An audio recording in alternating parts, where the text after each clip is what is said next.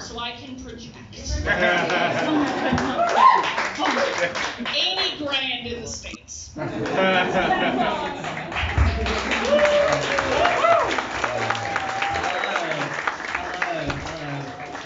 I needed it on, just because, you know, I will not be silenced. But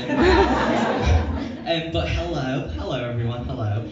So my name's Ben, and a lot of people think it's short for Benjamin. No, actually it's short for Benson. I know, interested, isn't it? Thank you, I chose it myself. And a lot of people wonder, well, why did you choose Benson and not like a normal name? It's very simple really. I can shorten it to Bent, and women know not to bother. Like, it's nice being at these types of gigs, right? It's nice because, you know, I do a lot of gigs where not a lot of people understand me or understand who I am, and, you know, there are certain times in society, and I'm sure a lot of us feel this, where we face hatred, and, you know, especially for me, there's a lot of groups that don't like people like me, there's a lot of hate out there, and being left-handed is still really difficult in today's society, still really difficult. And someone told me that it made me a devil's minion, and that I was going to go to hell for it. Like, being a homosexual and a transgender man isn't enough to get me there in the first place. So this is my first time in Bristol. I've never been here before. It's so queer, Jesus Christ. Even with my corduroy pants and corduroy tote bag, I still thought I'd be clocked as straight. Like, and that's when you know that you're not doing enough. But yeah, I started my trip to Bristol with a bang. We met on Grindr. People familiar with Grindr? Yeah. But in case there's a few people who snuck in that you know don't know what Grindr is. Grindr is basically a hunting ground for uncivilized, horny gay men. We're so uncivilized that we've actually had to be separated into tribes. Okay, you've got jocks, otters, twinks, and I can see you all wondering, I'm a bear. Raw. Now, I downloaded Grindr as a new way to deal with stress because I only just graduated university this year, and student loan didn't cover any real coping mechanisms, you know, like therapy or ketamine. You get a lot of strange interactions on Grindr, and I'm not gonna lie, it's really strange. Like, you know, the strangest question I'd get asked is, well, why are you on Grindr? You know, to discuss sunflower growth, gardening, the changing seasons, maybe the same desperate reason you are, you daft twat. And trust me, some of them do need a conversation about gardening, okay? I had another strange interaction where I was speaking to this guy and I was so ready to go and hook up with him, so ready, until his roommate came back and he asked if we could go to the bike shed underneath his apartment block. And that's not what I had in mind when he said we could go for a ride. And I do like to think of Grindr a little bit like Pokemon Go. Where instead of going to new and exciting places and catching rare Pokemon, I go to new and exciting places and catch STIs. And it is fun being a trans person on Grindr. If there are any trans people in here, I like to call myself a 2-for-1 experience. Men in the street said, "What the fuck is that?" in the sheets. And usually I do a lot of like sort of cis gigs where there's not many trans people, so I often have to explain what's down there, but I will, you know, just in case there are people in the room who still think it's okay to ask that question, I'm just going to clear it up. So basically, for me anyway, what I have is this like abyss of nothingness. all light just gets sucked in.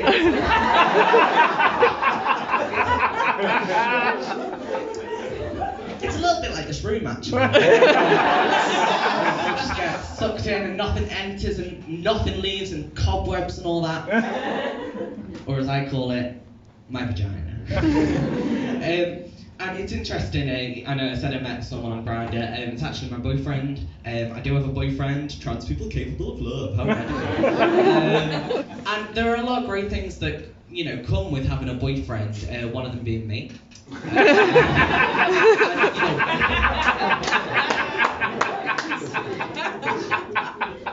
Yeah.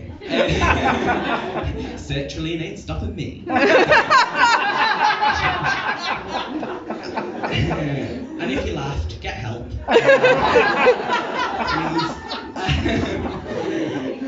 But what's really nice about being with my boyfriend is that finally I'm comfortable enough to do really gay shit that, you know, before I came out, I probably would have never been able to do with someone. So for example, he calls me his little koala. And what that means is when I wrap my arms and legs around him and give him a cuddle. And then I piss on him and give him chlamydia.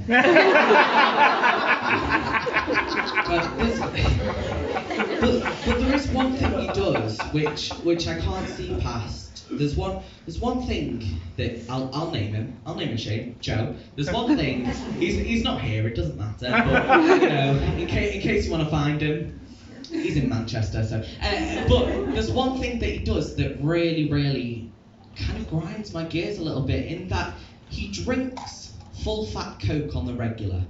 And I know it's not a big thing to get annoyed about, and I know it's not, but like, who drinks full fat Coke in 2021? Yeah? Unless it's for a stomach ache.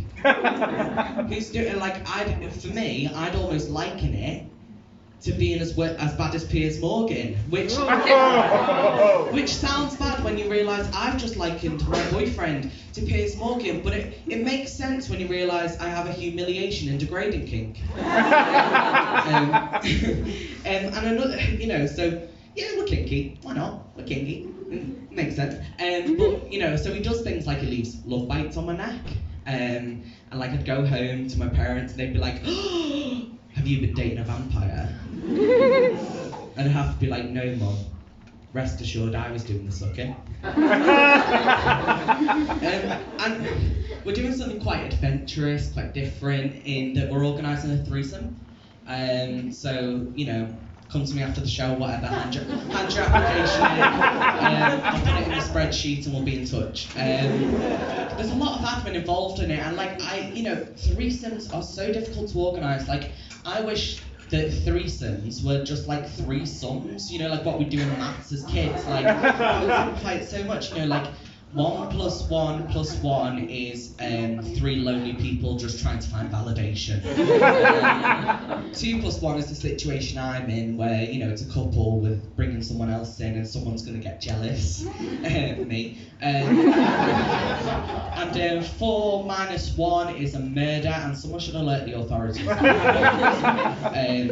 And you know, when we are on Grindr, we have a joint Grindr account, and you know, on Grindr people often message us and say, oh, I've never had an FTM experience, or I've never had a trans experience, a female to male experience.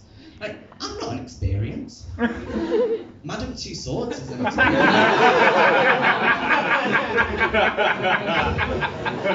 But I suppose the situation would be a little bit similar, where I'd probably end up standing there doing nothing, and some of me will be made of a flesh-like substance. But one of the interesting things when I met Joe, one of the great things, was that he was one of the few people on Grindr who didn't ask me for a dick pic, which is rare. And people would often say to me like, oh, will you send me a picture? And I'd be like, well, I can't. And they'd say, why? And I'd say, see, I would send you a pic. I just don't have the balls to do it.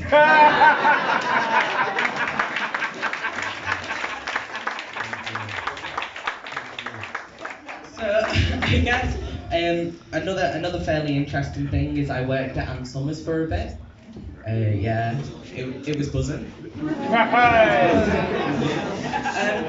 But like, you'd actually think working at Ann Summers would be quite fun, right? But selling dildos toward housewives and lube to the dry and menopausal is not as fun as it seems. Okay? Firstly, I can't watch Beatrix Potter or read it anymore, okay? I know where Peter Rabbit's been. Yeah, you think that's bad? Don't get me started on Benjamin Bunny. And you know, you get asked questions that like in any other strand of retail would be absolutely fine, but when it's in Ann Summers, it's just not. You know, so like people who would say, is it try before you buy? You'd really want to go like, is it try before you buy? Have we heard that one before? No, is it try before you buy? No. No, why would it be try before you buy? Step away from the butt plug, please.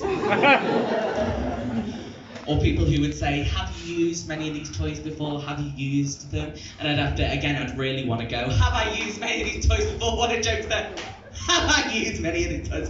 Yes. What do you think of staff discounts for? I'm not working, I'm compiling the shopping list. And then you'd usually get what would be usually straight couples, and I'd show the woman this really great vibrator, and I'd just show it off and be like, these are all the things it can do. And the man would go, oh, is that going to replace me? And you'd have to go, of course not. There's nothing like the real thing.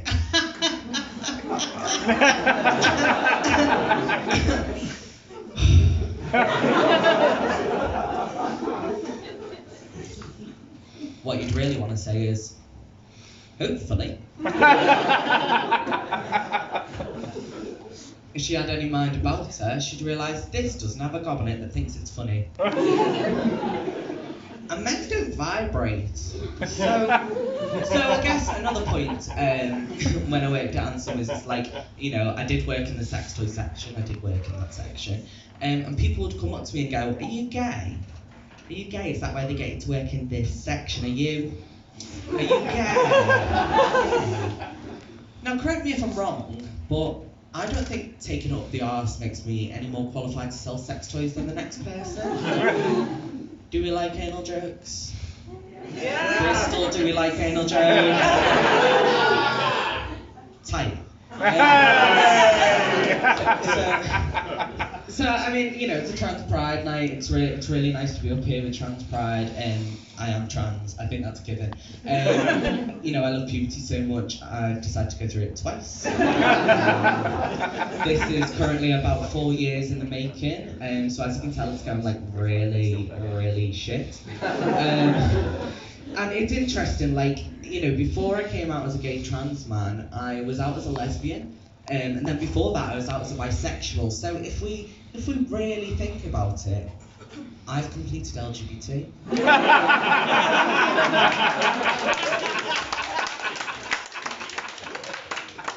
Yeah, and it's weird when I look back on my past and I look, because we still have photos up in the home, like I'm fine with that. I think it's important for me to recognise where I've come from, who I've become, how far, you know, where I'm at in my sort of journey. And I look at old pictures, and I've begun to recognise more and more that I look like fucking Vicky Pollard. And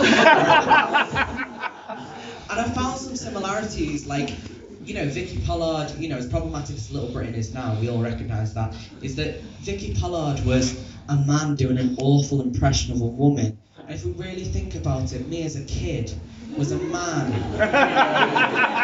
doing an awful impression of a woman. And it, you know, it does baffle me. You know, like, people say to me now, well, you know, Ben, you came out as a lesbian, you came out as bisexual, how did you then come out as trans? And I did this, I said, Mum, Dad, I have to get something off my chest.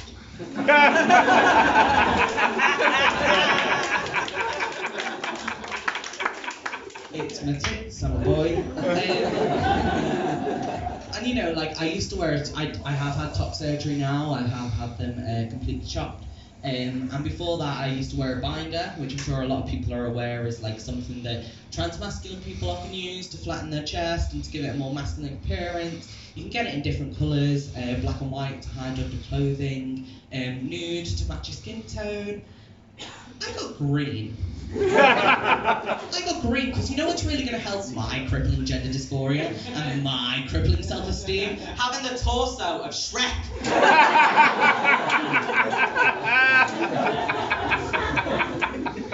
But you know, it's I mean, it's kind of nice now. I have had top surgery, been on testosterone for so long that, you know, there's only certain moments that gender dysphoria can really get me, and you know, those moments are often when I recognise my hips. You know, my hips are what white middle-aged women would call childbearing, and a waste on you. So I've nicknamed. The thing that worries me about them is that they give me away. I feel like sometimes my hips give me away, so I've nicknamed them Shakira because my hips don't rap.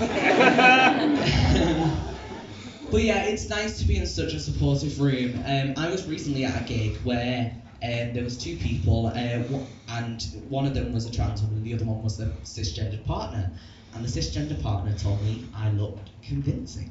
Oh. I know! Convincing? What? Like I'm fucking J.K. Rowling's undercover cop? Come to infiltrate the scene? Trying to find out what this trans agenda means? Or as I'd call myself, the undercover cop. Thank you. And I mean, you all seem really lovely, but I'm gonna leave you on a little philosophical question, a little thing to debate further about the identity that is my transness. So I'm on testosterone, right? And I recently found out that my testosterone levels were high, which you think would be really great because I obviously exude masculinity. Ready? Watch this. Raw. But actually what happens when your testosterone levels are high is it converts back into estrogen. So now my estrogen levels are fucking high.